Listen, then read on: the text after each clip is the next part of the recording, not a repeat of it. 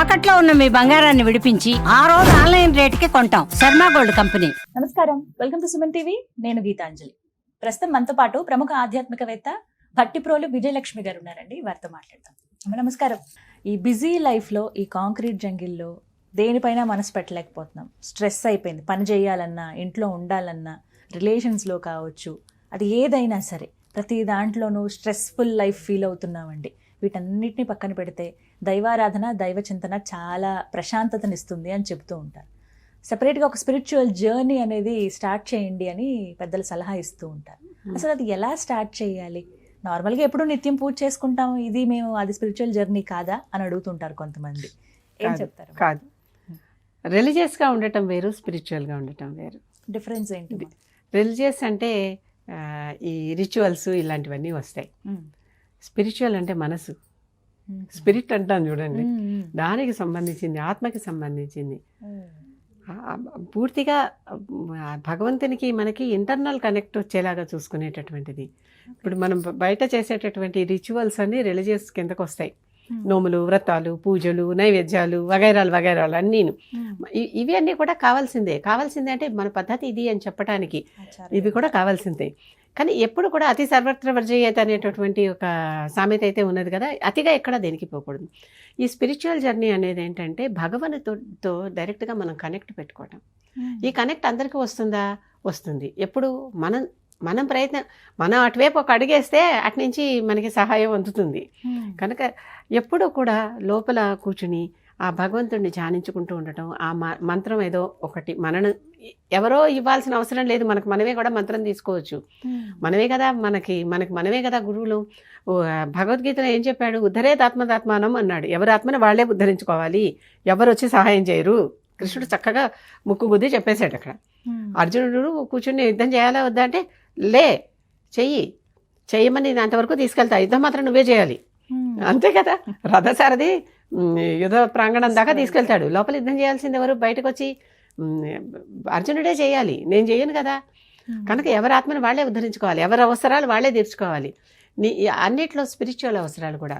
ఆ తర్వాత ఒకప్పుడు మనకి ఇంటెలిజెంట్ కోషెంట్, ఐక్యూ అని ఉండేది. ఆ తర్వాత దాన్ని ఇమోషనల్ కోషెంట్ అని మార్చారు. ఇప్పుడు స్పిరిచువల్ కోషెంట్కి టెస్టులు జరుగుతున్నాయి. ఎస్, వాటికి కూడా కొన్ని స్టాండర్డైజ్డ్ పద్ధతులు ఉన్నాయి. కొన్ని జాబ్స్కి వెళ్ళినటువంటి వాళ్ళకి ఎస్క్యూ టెస్టులు కూడా జరుగుతున్నాయి. కనుక ఇది కూడా అవసరమే అందరికీ. కానీ ఎందుకు మనం దేవుడికి దగ్గర అవ్వాలంటే అది ఒక సూపర్ పవర్ అనేది అయితే మనం నమ్మాలి. మొట్టమొదట అదొక సూపర్ పవర్ ఉంది. ఆ సూపర్ పవర్కి మనం దగ్గరగా ఉంటే ఆ సూపర్ పవర్ నుంచి మనం ఎంతసేపటికి విత్డ్రా చేసుకుంటూ ఉండొచ్చు. ఇలా అయితే సోలార్ ఎనర్జీ మనం విత్డ్రా చేసుకుని మన పనులన్నీ చేసుకుంటున్నామో, సూర్యుడి గురించి అంటే డైరెక్ట్గా ఎగ్జాంపుల్ చెప్పగలుగుతాం. మిగిలిన అందరి దగ్గర నుంచి కూడా ఇప్పుడు కొన్ని చోట్ల కొన్ని ఎనర్జీ మనకు కనపడదు, నిజంగానే కనిపించదు. ఇక్కడి నుంచి ఒక రిమోట్ వాడాము, ఆ రిమోట్ నుంచి వెళ్ళే రే మనకు కనపడుతుందా? ఎక్స్రే మనకు కనపడుతుందా? అవునా? కొన్ని కనిపించవు.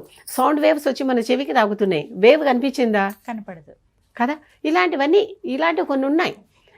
ఇక్కడ కూర్చొని ఎక్కడో ఉన్నటువంటి ప్రోగ్రామ్ని ఏదో వాచ్ చేస్తున్నాం, అక్కడి నుంచి ఇక్కడికి ఎలా ప్రసారం అయింది, అక్కడి నుంచి ఇక్కడికి మనకు ఎలా ప్రసారం అవుతుంది, ఇవన్నీ చూస్తున్నామా? కొన్ని కనిపించవు. కనుక కనిపించేదే కాంక్రీట్గా ఉండటమే అనుకుంటే ప్రతి చోట అది జరగదు. కొన్ని ఈ రకంగా అబ్స్ట్రాక్ట్ కూడా ఉంటాయి. ఆ అబ్స్ట్రాక్ట్ కూడా మనం తప్పనిసరిగా తెలుసుకోవాల్సిందే. అటువంటి ఒక సూపర్ పవర్, ఆ పవర్కి ఏమన్నా పేరు పెట్టుకోండి, ఏ పేరు పెట్టుకున్నా మనకేం అభ్యంతరం లేదు. ఆ సూపర్ పవర్ మనం నమ్మిన ఒక సూపర్ పవర్. ఆ సూపర్ పవర్కి దేవుణ్ణి మనమేగా సృష్టించాం. కనుక ఆ సూపర్ పవర్కి మీకు కావాల్సిన క్వాలిటీస్, మీకు కావాల్సిన గొప్ప గొప్ప లక్షణాలన్నీ కూడా ఆపాదించుకోండి అంతా. ఇప్పుడు మనం మనుషులం కనుక మనం ఇలా ఒక తల ఇలా ఉంటున్నాం. దేవుడు గాయత్రి పెద్దది కనుక ఆవిడకి చక్కగా ఇన్ని తలలు ఉంటాయి, అవునా? పైగా శ్లోకం కూడా చెప్పుకుంటున్నాం, ఈ తలి రంగు ముక్త విద్రమ హేమ నీల ధవళ అని ఆవిడకు 5 రంగులు కూడా పెట్టేశామా. అంటే ఇలా చెప్పుకుంటున్నాం. ఆవిడ అన్ని రకాల పనుల్లోనూ ఉండగలదు, అన్ని రకాల పనులు చేయగలదు. వాళ్ళకి ఇన్ని చేతులు ఉన్నాయి. సప్తశృంగిలో అమ్మవారు 18 జతల చేతులతో ఆయుధాలన్నీ పట్టుకుని యుద్ధానికి వెళ్ళి ఉంటుంది. అంటే మనం ఆపాదించుకుంటున్నాం అలాంటి భావం ఊహించుకుని ఆ మూర్తిని మనం ఊహించుకుంటున్నాం. కనుక మీకు ఎలా కావాలనుకుంటే మీకు కావాల్సిన ఒక స్పిరిచువల్ ఒక దేవతకి స్టిక్ అవ్వండి. ఒక దేవత అని ఎందుకంటే ఆ తర్వాత అందరూ ఒకటే అని తెలుస్తుంది. అది ఎలా అందరూ మొట్టమొదటి అసలు మార్గంలో వెళ్ళాలిగా. అవును. కనుక ఒకళ్ళు అనుకోండి, తర్వాత మన నెమ్మది నెమ్మదిగా వీళ్ళే వాళ్ళే వీళ్ళని తెలుస్తూ ఉంటుంది. తెలిసాక సూపర్ ఎనర్జీ ఒకటి ఉంది. ఎప్పుడైనా మనకు ఒకళ్ళు తోడు ఉన్నారంటే మనకి ఎంత ధైర్యంగా ఉంటుంది చాలా కదా. సంతోషం, ధైర్యం. అవును. ఒక చిన్న నిజంగానే ఆ శక్తి అక్కడ ఉంది అంటే మనకుండే బలం వేరు, మన ధైర్యం వేరు. పద్మపాదుడు కదా గురువుని నమ్ముతాడు ఆయన, ఆదిశంకరుణ్ణి.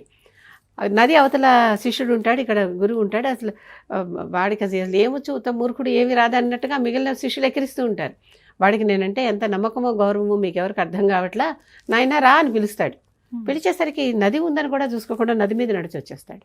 నడిచిన చోటల్లా గురువు గారు ఒక పద్మాన్ని అరేంజ్ చేశారు. పద్మాల మీద నడిచి వచ్చేసాడు పద్మపాదుడు. ఆయన పేరు అప్పటి నుంచి పద్మపాదుడు వచ్చింది. అలా పద్మాల మీద నడిచి వచ్చేసాడు. గురువు పద్మం పెడతాడని తెలియదు, గురువు పిలిచాడు వెళ్ళాలి అంతే. అంటే అలా నమ్మకం ఒకటి ఉండాలి. నమ్మకం అంటే ఇప్పుడు అంత గుడి నమ్మకంగా మమ్మల్ని చెరువులో దూకేయమంటారంటే ఇక్కడ అంత శంకరుడు అంత గురువు ఉండకపోవచ్చు. కనుక ఎవరిదే కాదు, మన మానసిక సంబంధమే కదా ఇదంతా. మానసిక సంబంధంగా ఆ శక్తిలో ఏ లక్షణాలు మీరు భావిస్తున్నారో ఎప్పుడూ కూడా త్వమేవాహం, నువ్వే నేను అని ఆ దేవుణ్ణి ఎప్పుడు ప్రార్థిస్తామో ఆ లక్షణాలన్నీ మనకు వచ్చినట్టు ఊహిస్తాం. ఆ లక్షణాలన్నీ నాకున్నాయి కనుక అది నేను చేయగలను. దేహో దేవాలయ ప్రాప్తో జీవో దేవ సనాతన, అజ్ఞానం నిర్మాల్యం అని అంటాడు. సోహం భావేన పూజయేత్, నువ్వే నేనని పూజ చేయాలట. మన అజ్ఞానాన్ని నిర్మాల్యంగా తీసి అవతల పారేయాలి. ఈ దేహమే దేవాలయం, ఇక బయటకు వెళ్ళక్కర్లా నేను, నా దేహమే నా దేవాలయం. లోపలున్న జీవుడే సనాతనమైన దేవుడు. జీవో దేవ సనాతన. ఈ నిర్మాల్యం అంటే నిన్న చేసిన పూజ, నిన్న చేసిన మిగిలిపోయినవన్నీ అదంతా అజ్ఞానం, తీసేయి అక్కర్లే. చాలా మంది నిర్మాల్యాన్ని కూడా పెద్ద ఇంపార్టెన్స్ ఇచ్చి ఏదో చేస్తూ ఉంటారు. అసలంతా తెలిస్తే అసలు ఏది ఏమీ ఉండదు. కొంతమందికి చెప్తే అర్థమవుతుంది, కొంతమందికి చెప్తే వీళ్ళన్నీ వదిలేసి తిరుగుతున్నారు అనే మాట కూడా అంటారు. పట్టించుకోకర్లా. ఇది అజ్ఞానం, దాన్ని తీసేయి. అజ్ఞానాన్ని జాగ్రత్తగా ఎత్తిపెట్టి డబ్బాలో పెట్టి మూటలు కట్టి ఎక్కడో పారేయాల్సిన అవసరం లేదు. జస్ట్ రిమూవ్ ఇట్ అంతే, తీసేయి. నువ్వే నేను, నేనే నువ్వు అని దేవుడితో భావించి పూజ చేయాలట. సోహం భావేన పూజ చేయాలి. ఇది శ్లోకం. ఎప్పుడు కూడా ఆ దేవుడిలో ఉన్న శక్తులన్నీ నాలో ఉన్నాయంటే మనం ఎంత గొప్పవాళ్ళం అయిపోతున్నాం. దేవుడితో స్పిరిచువల్ జర్నీ అంటే ఇదే.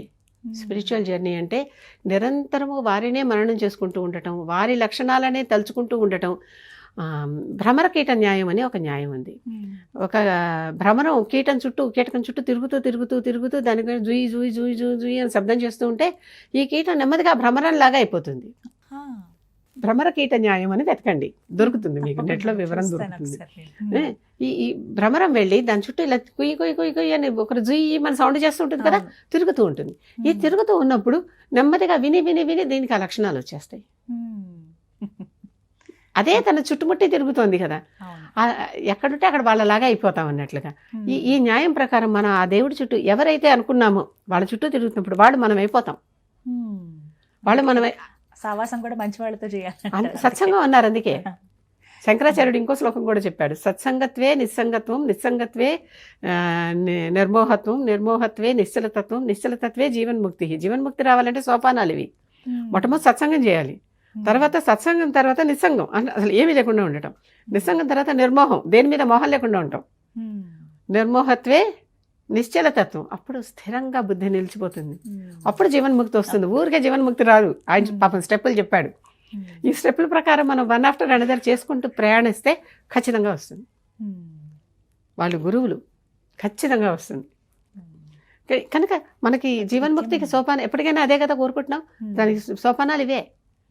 టైము, లేకపోతే శుచిగా ఉన్నాం లేదా ఇలాగా అలాగా ఏం లేకుండా ఎప్పుడు పెడితే సర్వకాల సర్వావస్థలోను ఈ సమయంలో అని లేదు. ఆత్మ ఎప్పుడు శుచిగా, లోపల ఉన్న ఆత్మకి మైలేది.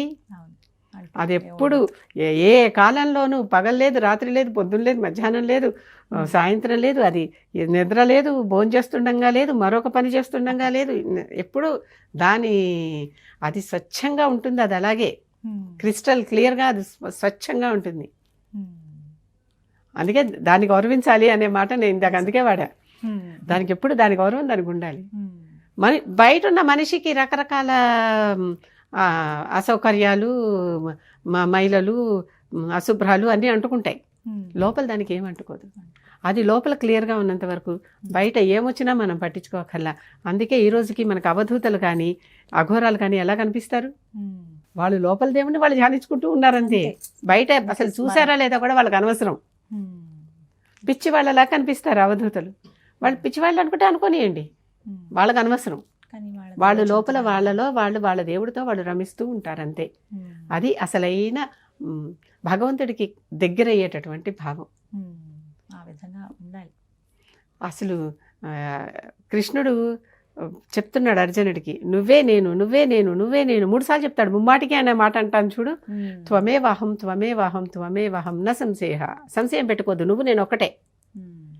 కనుక నన్ను నేనే పాడు చేసుకోను కదా, కనుక తప్పనిసరిగా నేను నీకు సహాయం చేస్తాను, అన్నిటికీ చివరిదాకా అంటు పెట్టుకొని ఉంటాను అని చెప్పాడు.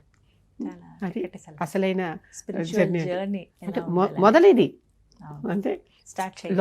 ఏ గురువైనా ఏ మార్గదర్శి అయినా ఎవరైనా కూడా ఎంత స్నేహితుడైనా అక్కడ దాకా తీసుకెళ్తారు, అక్కడి నుంచి మనమే వెళ్ళాలి. ఇది మార్గం అని చెప్తారు, అక్కడ దాకా తీసుకెళ్తారు, అక్కడి నుంచి మనమే వెళ్ళాలి. ఎవరిది వాళ్ళే. చక్కగా వివరించారమ్మా, ధన్యవాదాలు.